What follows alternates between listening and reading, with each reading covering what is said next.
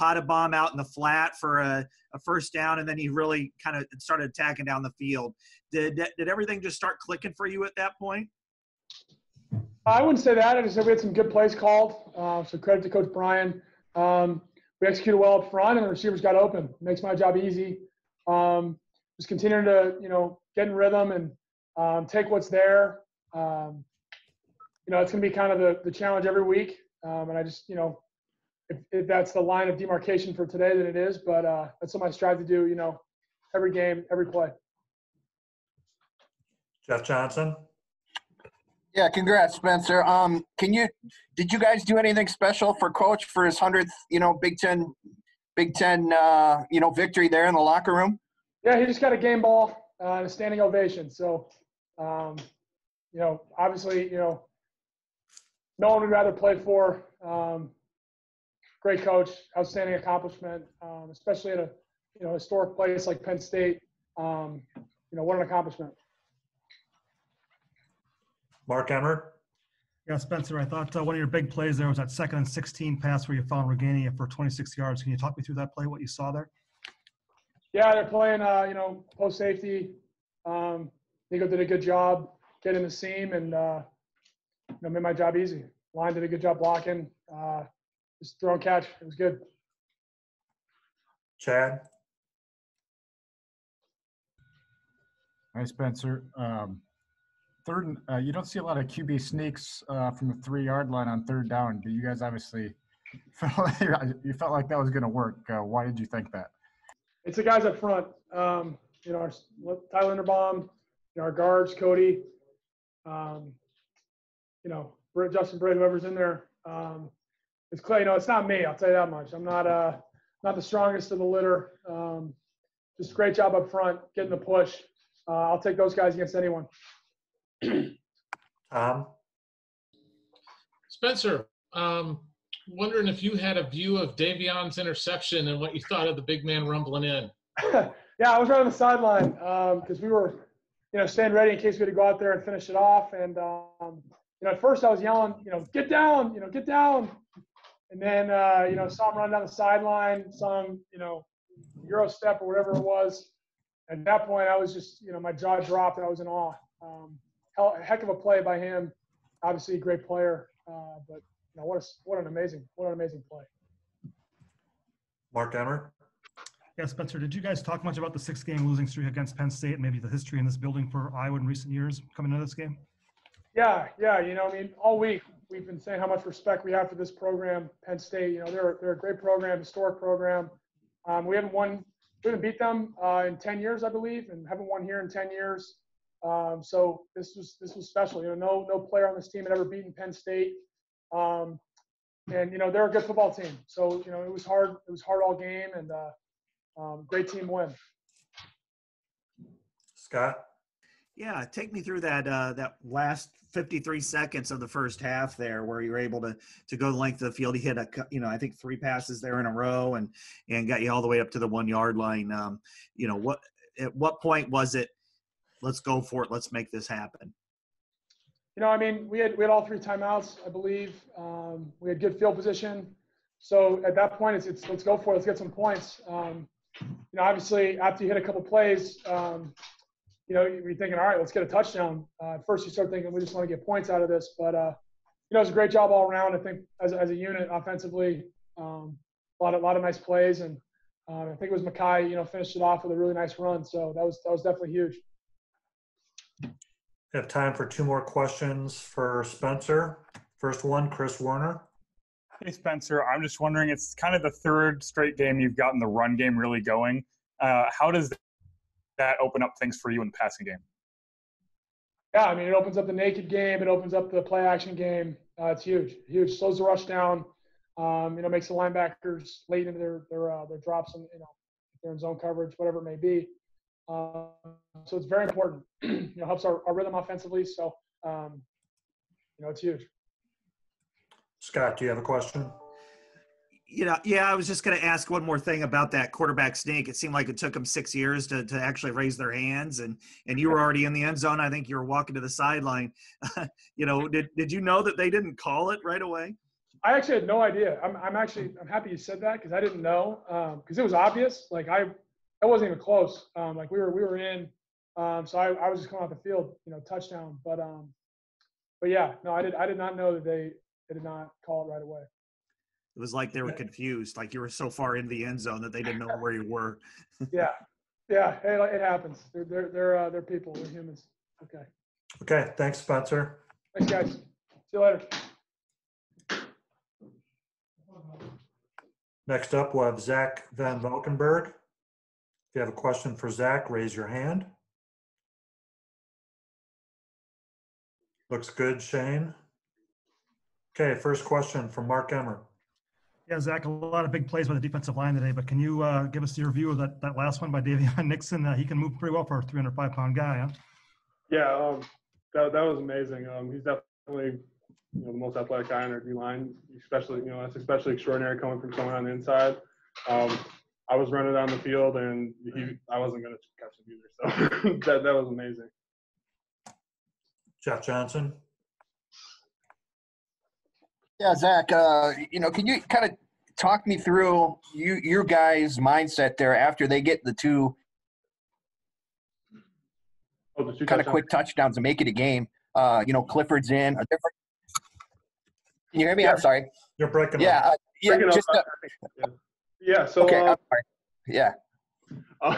So coming into the game, we knew that they were the kind of team that was going to come back in the second half. That had a really strong second half. So obviously we didn't want that to happen, but we had to be prepared for it, and I think we did a really good job of closing out the game.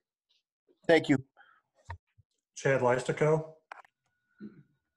Hey, Zach, what were the conversations like after Penn State marched down the field, second drive of the game? I mean, they ran right through you guys. Then it seemed like you battened down the hatches after that. What changed? What did Phil Parker tell you? Yeah, it really just comes down to playing our assignments.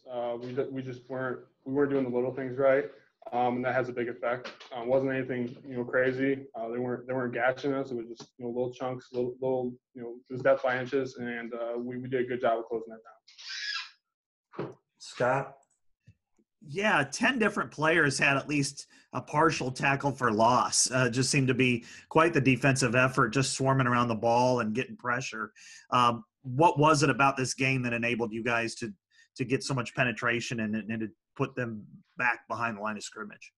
I guess from a technical standpoint, just option football.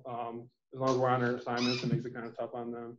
But I think everyone just did a really good job of the part of option football having their part of the equation. And as long as we're all on our assignments, it goes pretty well. Mark.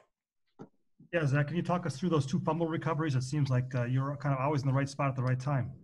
Yeah, absolutely pure luck, and that's why that's why they tell you to run to the ball. My teammates did a great job of knocking it out both times, and I was just in the right place at the right time. That's awesome. You've had 3 really good games in a row. I guess what's changed for you? Anything you can figure out? I know. I mean, personally, as a team, we got a lot more comfortable. I know for myself, just having to focus on playing fast, not trying to not make mistakes, but trying to make plays. And it's really nice to see some results from that kind of effort. Next question, Chad. Zach, were you surprised they went for 4th and 2 with a minute to go in the first half? I know you guys are trained to be ready for anything, but was it?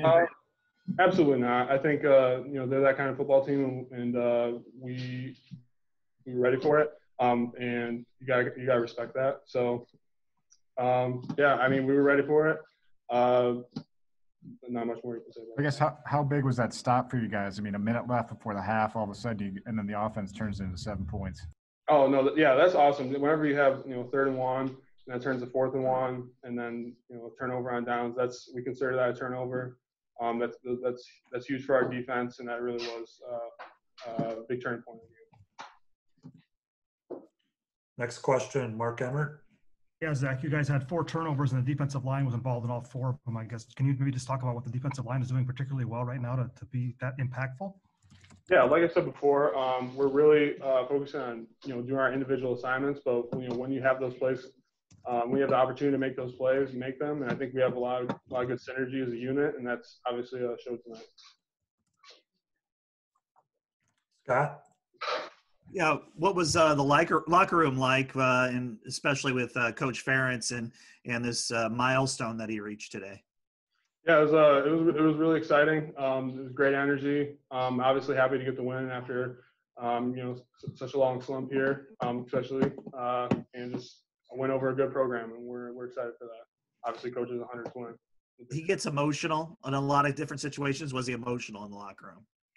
Yeah, a little bit. But I mean, who wouldn't be in his position? That's an amazing achievement for anybody. Okay, we have time for one or two more, if anyone's got it. Last call. Okay, thanks, Zach. Congrats on the win. Thank you. Next up, we have Nick Neiman. If you have a question for Nick, raise your hand in the participant window.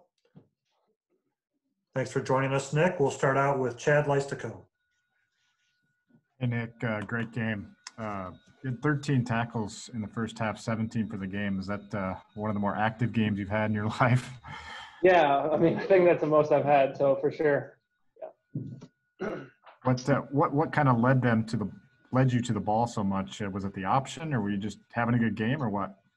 Probably a combination of a lot of things, but I mean, I think the D-line probably played a big role in that. When you have guys up there doing their jobs, keeping the linemen off the linebackers, it's easy for us to run free and make plays. So I would give a lot of the credit to them. Next question, Tom Caker. Nick, just wondering, you've probably seen Davion Nixon do crazy things like that in practice. What was it like watching him do that? And do you have any other stories of him doing stuff like that in practice situations?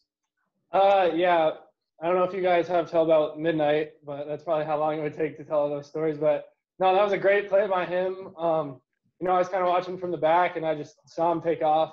And he's one of the better athletes on our team. So I mean, I wasn't catching up to him, but it was a great play, and I'm happy he made it. He's always got a nose for the ball, and making impact plays like that. Next question, Scott Docterman. Yeah, I mean, you guys had 10 tackles for loss. I think 10 different people had at least a hand in them. What was it about the defense that allowed you guys to kind of swarm to the ball, especially behind the line of scrimmage? Yeah, I think it was just an effort from everyone, just having an urgency to get to the ball. That's something we always try to do. And I think it was just guys, being in their positions, being in their assignments, their gaps where they need to be. And, if everyone's doing that, then it makes it easy for everyone else. So it's kind of all of us just playing together, making it easier for other guys to get to the ball. So. You've been a part of this team, for 5 years, and Penn State's beaten Iowa every year up till this one. In a lot of cases, they've put a lot of stress on the weak side linebacker. Did you go over much film going into this and watch to see how they attack specifically your position and how you could defend it better? Yeah, of course. I mean, one of the plays that sticks out to me was in 2016 when Saquon Barkley ran a wheel route up the sideline. I don't know if you guys remember that, but just things like that. You can't let that happen if you want to win games. You can't allow big plays like that. So, yeah, I watch my position, and, we try to pick out all the big plays that hurt people individually. So trying to not let that happen. Everyone's accountable at their own position. So, yeah, I think we did a good job of that for the most part. Obviously, there were some big plays there that kind of shifted momentum at times, but overall, I think it was decent. Next question, Mark Emmert. Yeah, Nick, obviously there was some uncertainty about who their starting quarterback was going to be. Were you guys ready for Levis to run that much up the middle, and how did you guys have to adjust to that? Yeah, I mean, when he came in against Nebraska last week, there was just a lot of QB draw, and I don't know, I'm not speaking for anyone, but I don't know if he was quite as comfortable throwing it, so that's something we were expecting, and he's a big guy, he's a good athlete, so with him being down at the running back position too, that's something we expected, but, no matter who came out, we know that both QBs could run it, and they would make pass concepts for them to be able to throw it. So we just had to be ready for both guys to do both things. Next question, Chad Leistico. Hey, Nick, just take me through going from 0-2 to 3-2. Now, how, I mean, silly question, I know, but how important is it for this team to kind of get these 3 wins? I mean, against pretty good programs. Yeah, I mean, starting 0-2 is obviously not what you want to happen, and they were both heartbreaking losses, obviously. But, in training camp and at the beginning of the season, we knew what we had on the team. We knew what we were capable of doing, and it was kind of just putting our foot down and making the decision that, you know, we weren't going to let the train go off the tracks and let this thing, you know, spiral out of control. And we were going to show up, keep working, and play like we were capable of. And, you know, I think for the most part, we've done that the last couple of weeks. And now the challenge is just trying to keep that up every week. Next question, Tom Caker. Nick, when we talked to Coach Parker this week, he kind of mentioned, and I think Riley Moss has talked about it a little bit, that something clicked after week 2, that you guys kind of took some things upon yourselves. And Phil talked about, you guys are almost like coaching yourselves out there. What kind of brought that about? Yeah, I mean, I think going back, it's just, you know, it's never being satisfied, and it comes down to us just not allowing this season to turn into something that we know it doesn't have to be, and that's losing any more games after that 0-2 start and playing our best football that we possibly can each week. And I think that's just a lot of guys on the team care and they love football, and I think, you know, that's kind of showed. We've taken initiative defensively and just tried to play as hard as we can, the best we can, and we know the results will come. So, Scott Docterman. You know, your brother he was a 3-year starter. Your dad's a coach. You've been a, you know, three-year starter here. You guys had to endure one very challenging summer and fall with COVID and everything else. What does it mean to you that you guys have put together this run where you've really played as well as Iowa football as a whole has played in a long time, and then to do it for Coach Ferentz and here, you know, at Penn State? Yeah, I mean, I think if you ask most of the guys, all of the guys on the team, they wouldn't want to be playing for anyone else. He really cares about us, and, you know, getting emotional in the game after the 100th win just shows his investment in this place and what everything means to him. And I think, you know, we see that as players, and for us, we feel the same way in a lot of regards. So we're really happy. You know, things have been going this way, and we've all held each other accountable. So the challenge is just to keep it up and, you know, make the most out of this season and end it in a way that we're all happy. So. Got time for one more question for Nick, if anyone's got it. I do not see any. So Nick, thank you very much. Safe travels back home. All right, thanks. See you. Next up, we have Davion Nixon. If you have a question for Davion, please raise your hand in the participant window. Thank you for joining us, Davion. Thank you guys for having me. Let's start out with David Eicholt. Hey, Davion. Gonna win. What was the thrill of touchdown since you had the touchdown recalled, I think, 2 weeks ago, but now you find first official touch? You cut out. Can you say that again? You cut out there, David. What was it like to score a touchdown finally after a touchdown 2 weeks ago? They called back, but now you finally got one on the board. It's an amazing feeling. Honestly, this is my first career touchdown ever. So it's just an amazing feeling to get that done. Next question, Tom Caker. Davion, was the Euro step planned? And was that kind of part of the game plan there? No, my first mindset was to run through the quarterback, but I seen that the right tackle was closer enough to me, so I'm like, I got to go score. If I get the ball in my hands, my first thing is I want to put it in the end zone. So that's what I did. Next question, Scott Docterman. Yeah, you not only did you return one, but you hit one that Chauncey ended up picking off. So what did you recall of that play, you know, that tipped the ball to Chauncey? That play was actually really nice. Our job is to contain the quarterback, and I seen him about to run to the right or to my right. So I flushed out to my right, and as soon as I seen him take his hand off the ball, I just threw my hand up and it smacked down. And if Chauncey wasn't going to get it, I was going to try to get it. Happy that he got it. I tried to get a good block for him to get the offensive line off of him, but, you know, he got tackled. But I'm very happy for Chauncey getting his pick as well. Next question, Mark Emmert. Davion, just to clarify, are you saying that's your first touchdown on any level of football? Yes, any level of football. That's my first career touchdown ever. Wow, how is that possible? When I was younger, I used to play for the North Chicago Flames. It's in Lake County, Illinois. I had the ball one time. I think I was about maybe 5 or 6, but I only got like a 5-yard gain. So And then finally, I guess your defensive line in the last few games has really had a big impact on games as a group, all of you guys. What's going so well for you guys? We know that this team feeds off our energy and that everything we do starts up front, whether it's O-line or D-line, it starts up front with us. So we know we got to go out every game, every snap, every series, every play, and, try to make a difference in the game. And we've been able to do that for the last couple of weeks, and we just got to keep it going. Okay, next question, Jeff Johnson. Yeah, Davion, what did you guys do to kind of regroup? Clifford came in, boom, 2 touchdowns, on consecutive plays there. What did you guys have to do to kind of regroup? Was it just a matter of getting used to him being in the game as opposed to Levis? No, not really. Really, it just took us to, it took us for a second to take a step back, to calm down as a defense and just get back to playing Iowa football. We were up at the end of the first half, and we feel like we got too lax and let up those touchdowns. And, we had to come back together and collectively just recuperate as a group and go out there and finish. Next question, Chad Leistico. Hey, Davion, what kind of statement do you guys want to make the rest of the way now? We got to come out every game fast and finish every game fast and strong. We don't like losing. We don't like letting teams score on us as a defense.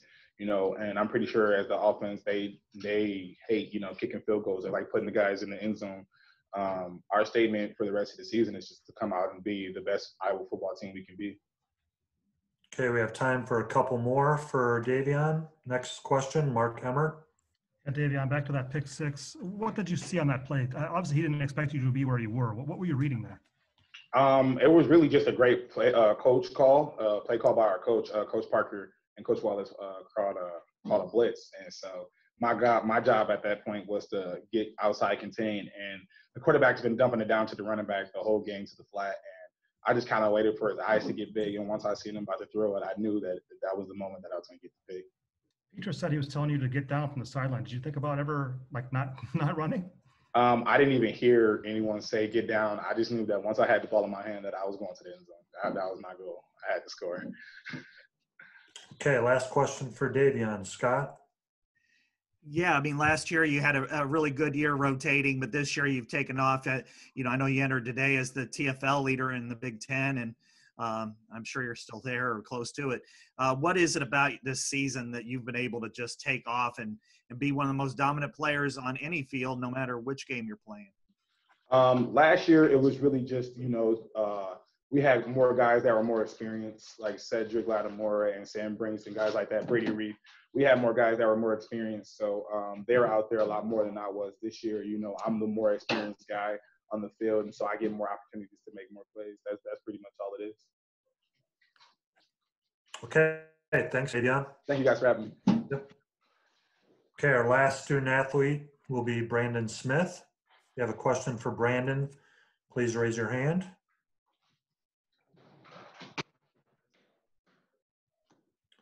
Thanks for joining us, Brandon. We'll start with a question from Mark Emmert. Yeah, Brandon, I know you're a big part of the running game with your blocking as well. Can you describe what's changed for that running game the last 3 games? You guys have really taken off. Honestly, we've just been taking advantage. If we feel like that we could run the ball effectively, we're going to do it. So I just, just get in where I fit in and play the role and, get after the safeties and corners and try to get the run to the second level. Next question, Scott Docterman. Yeah, Brandon, I mean, last week you didn't end up with any targets, but you were still blocking pretty good down the field. It seemed like they tried to get the ball to you early today. Was that by design, or is that something that just kind of happened through the organic game, the way it was going? I'm not sure if it was by design. I think that just a couple of plays that, we saw that we could take advantage, and we did. Okay, next question, Chad Leistico. And you got your receivers group came in with, a lot of fanfare this year.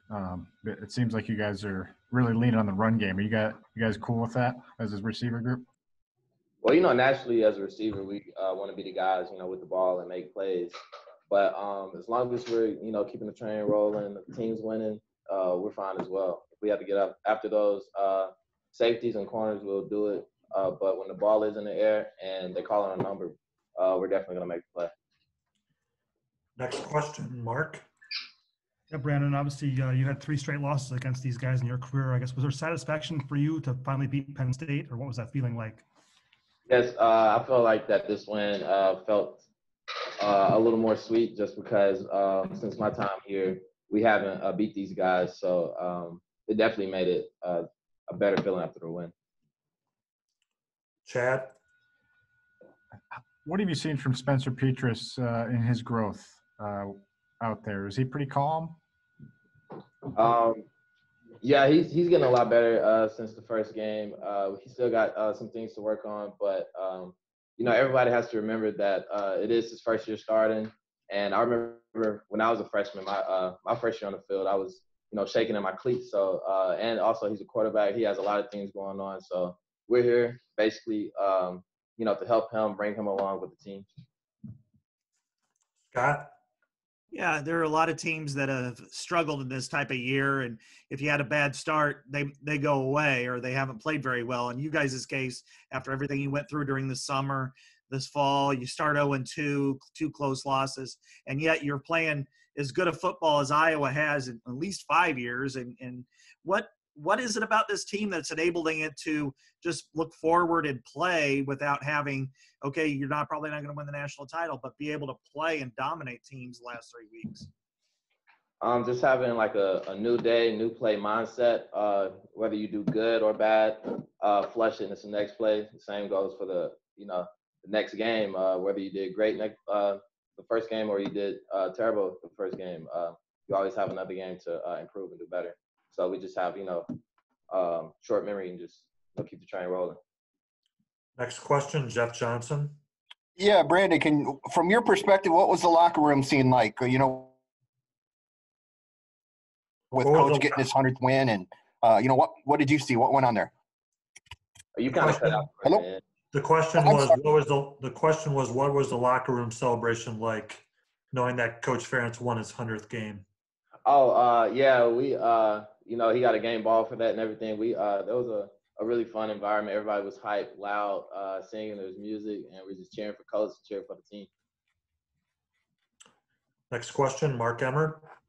Yeah, Brandon, I guess what does a win like this do for your team now going forward as a senior leader? What do you tell your guys about how to keep this going?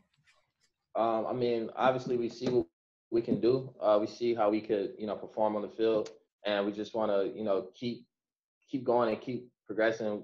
We can't, we can't settle. We can't think that we've made it by any means, and we just got to carry this into next week. Okay, last question, Scott Docterman. Yeah, did Coach Ferentz dance? Nah, he didn't do a dance move, but he gave us a nice talk, a little celebration speech, and we all just chopped it up with him. It was fun. Okay, because I know some coaches will get out there and dance, and I never imagined that with Kirk, but maybe. No, I haven't seen his dance moves quite yet. Maybe one day though. Maybe he'll show us his dance moves. Okay, Brandon, thank you. Congrats on today's win.